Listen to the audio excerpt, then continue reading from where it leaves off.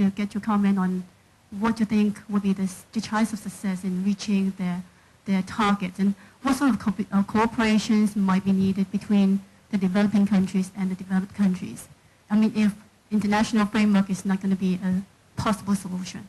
Yes, I can answer that question probably more on China, although I don't consider myself a China expert, than I can on India, just because I've been in more discussions with officials in China, and China in one sense is a developing nation, but sort of unique. I mean, it's not, if you're comparing, I've lived in, say, Kenya, for instance. This is a little bit different situation. I mean, the amount of capital China has to bring to this right now is greater than what the United States has to bring to it. My impression of China is that they have made a real commitment on this issue. I do not think it's real rhetoric.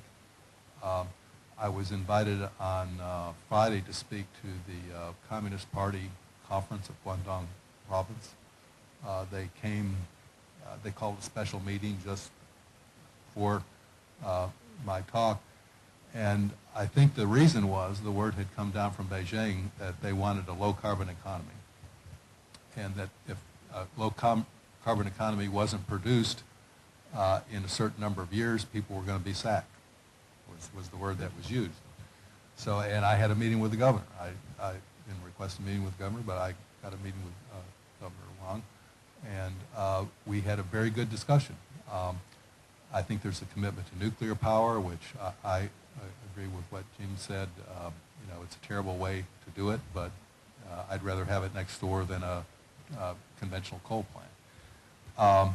I think they're committed to LED lighting. I think, I think like governments, they have political sensitivities. The first stringent requirements will be on government buildings more than private sector buildings, but I think if they see it works at a certain point, it will go into the private sector. I think they're spending money on renewables and wind.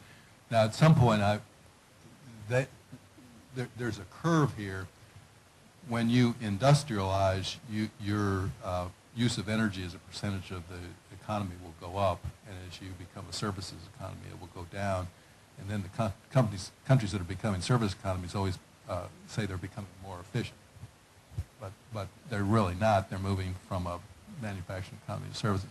So what they're saying is they're going to elevate, they're going to expedite the decoupling of energy and economic growth before it would normally occur just by what you usually see economically. My sense is that they probably have a pretty good sense of how they're going to do that. I haven't seen the innards of it. It's sort of when you're cutting from projected growth, it's a little harder to measure than when you're reducing from a base year, for instance. But I don't think that what's happening in China is sort of representative of developing nations. I think they're all at very different points.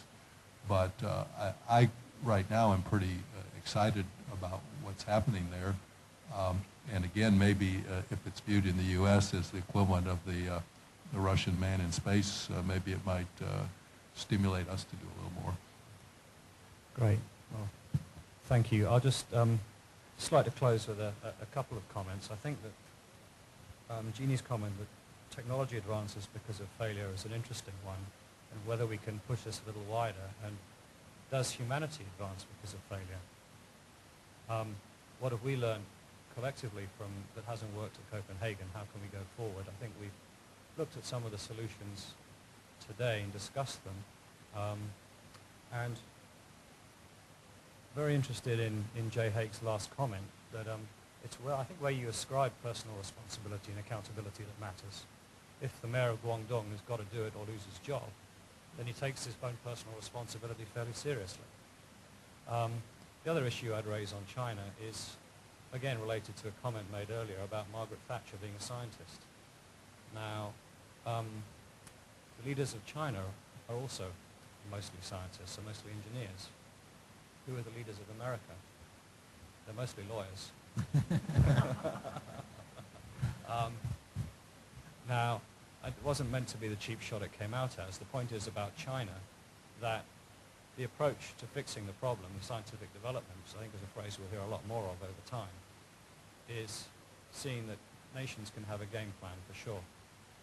I think we've heard from Andrew that cities very much are engaged because they're closer to their citizens, because you don't have to agree with other countries if you're just a city. Jeannie making very clear that there is no clean energy is a very bold reminder in some ways. I mean, I'm also a believer that nuclear has its benefit in the short term, but needs to be carefully managed, and I think that we are learning from doing it better. I think that the new class of reactors are much cleaner and the disposal is much easier than has been in the past. And as a Hong Kong citizen, I remain very interested in how we address energy in our buildings. It's about 50% of our emissions. I think we have an opportunity to do something. And actually, for those of you who are engaged on this, the Building Energy Efficiency Bill is coming up.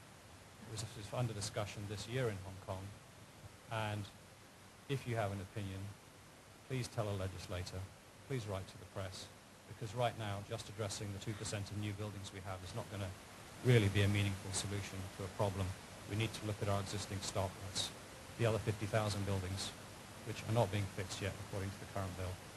So I'll leave it there. Just close by once again thanking our speakers, Jay Hakes, Andrew Lawson, Jeannie Ng, and John Burnett. To CLP for funding this event, thank you, and to PwC for giving us the room. Thank you very much for coming also.